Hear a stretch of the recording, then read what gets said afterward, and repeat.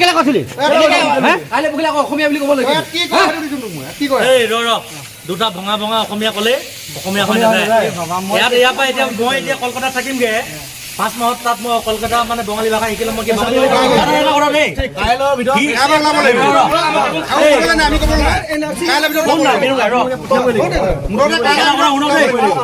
হিন্দু বাংলা দেখি হ'ব পাৰে আপোনালোকে সোমাব কেলে ব্যৱস্থা গ্ৰহণ কৰি কাৰণ কেলে বাংলাদেশী ৰক্ষণাবেক্ষণ দিছে বাংলাদেশী অসমলৈ প্ৰৱজন কৰাৰ ক্ষেত্ৰত বহুতে অৰিহণা যোগাইছে এইবিলাক হ'ল অসমত বদনৰূপী অসমীয়া হিচাপে জীয়াই আছে আমি এইবিলাক চিনি পাওঁ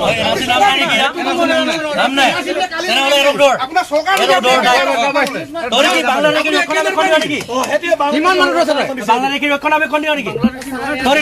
আমাৰ লগত গৈ আজি আমাৰ লগত গৈ বিহাৰ বাহিৰে কি হ'ব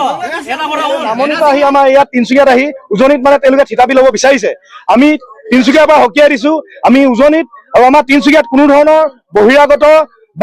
বাংলাদেশী তথা মিয়া আমি কোনো ধৰণৰ তেওঁলোকক বহিৰাগত মানুহক আমি ইয়াত আহি থিতাপি ল'বলৈ নিদিওঁ এয়া আমি স্পষ্টভাৱে জনাই দিছো আৰু আমি আজিৰ পৰা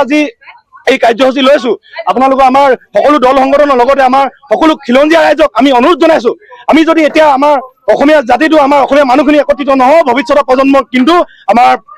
অসমীয়া জাতিটো আমি জীয়াই থাকি লাভ নাই আমাৰ ভৱিষ্যতৰ দিনত আমাৰ তেখেতলোকে এতিয়া আজি কেইদিনমানৰ আগত এজনে কৈছে যে আমাক মিয়ালেণ্ড লাগে তেওঁলোকে ক'ত সাহস পালে মিয়ালেণ্ড ল'বলৈ তেওঁলোকে সাহস ক'ত পালে আমাৰ কিছুমান নিজৰ মানুহখিনিৰ কাৰণে আমাৰ অসমীয়া মানুহখিনিক আজি একত্ৰিত নোহোৱাৰ কাৰণে তেওঁলোকে আজি মিয়ালেণ্ড দাবী কৰিবলৈ পাৰিছে মিয়ালেণ্ড দাবী কৰক সিহঁতি বাংলাদেশত গৈ আমাৰ ইয়াত অসমত উজনি নামনিত আমি ক'তো মিয়ালেণ্ড আমি দাবী মিয়ালেণ্ড হ'বলৈ নিদিওঁ আমি জীয়াই থকাৰ লগে লগে আৰু আমি ইয়াৰ পৰা সকীয়াই দিছো তিনিচুকীয়াত যিবিলাক অবৈধ বাংলাদেশী তথা মিয়া আছে তেওঁলোকক অতি সোনকালে আমাৰ তিনিচুকীয়াৰ পৰা আমি যাবলৈ মিয়ালেণ্ড যদি দাবী কৰিব পাৰে আমি অসমীয়া কি খিলঞ্জীয়াবিলাক মৰি গৈছো নেকি সেইটো আমাৰ এটা কাৰণে লাজ লাগিছে আমাৰ অসমত ইমানবিলাক খিলঞ্জীয়া ৰাইজ আছে তেওঁলোকে এতিয়ালৈকে কিন্তু কথাটো বুজি পোৱা নাই সেয়ে আমি খিলঞ্জীয়াক জনাব বিচাৰিছো যে যিমানবিলাক বহিৰাগত আছে বিশেষকৈ যিবিলাকে বহিৰাগতবিলাকে আহি আমাৰ এতিয়া অসমত বিশেষকৈ যিটো দপদপনি চলাইছে সেই ক্ষেত্ৰত আমি মটক ছাত্ৰ সন্থাই এটা স্পষ্টকৈ কৈ দিছো আপোনালোকক ইয়াত কোনো মিয়া বা কোনো বহিৰাগত দপদপনি নচলিব আৰু এটা আমি আজি মটক ছাত্ৰ সন্থাৰ লগতে সকলো জাতি জনগোষ্ঠী দল সংগঠন আৰু খিলঞ্জীয়া যে আমি ভিয়া পিৰিয়ডৰ পৰা তিনিকুণীয়ালৈকে এটা অভিযান আৰম্ভ কৰিছো য'ত নেকি যিমানবিলাক বহিৰাগত বাংলাদেশী আছে তেওঁলোকক চিনাক্ত কৰি আমি প্ৰশাসনৰ যোগেদি তেওঁলোকক বাংলাদেশলৈ প্ৰেৰণ কৰিবলৈ আমি দাবী কৰিছো আৰু তেওঁলোকক প্ৰশাসনৰ আগত সমজাই দিছো আৰু আমি এটা কথা স্পষ্ট কৰিছো যে যিমানবিলাক বহিৰাগত আছে বিশেষকৈ যিমানবিলাক মিয়া সম্প্ৰদায়ৰ পৰা আদি কৰি যিমানবিলাক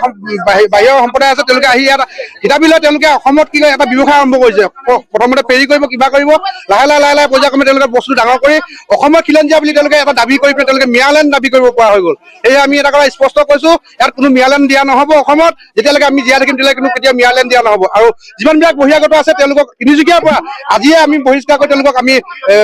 বাংলাদেশলৈ প্ৰেৰণ কৰিম এইটো স্পষ্ট কথা জয় অসম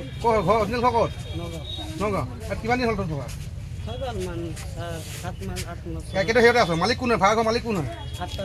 হয় তহঁতি ইয়াত মানে ডেম কি ডেম চলাও কি ক হেৰি ক দিনত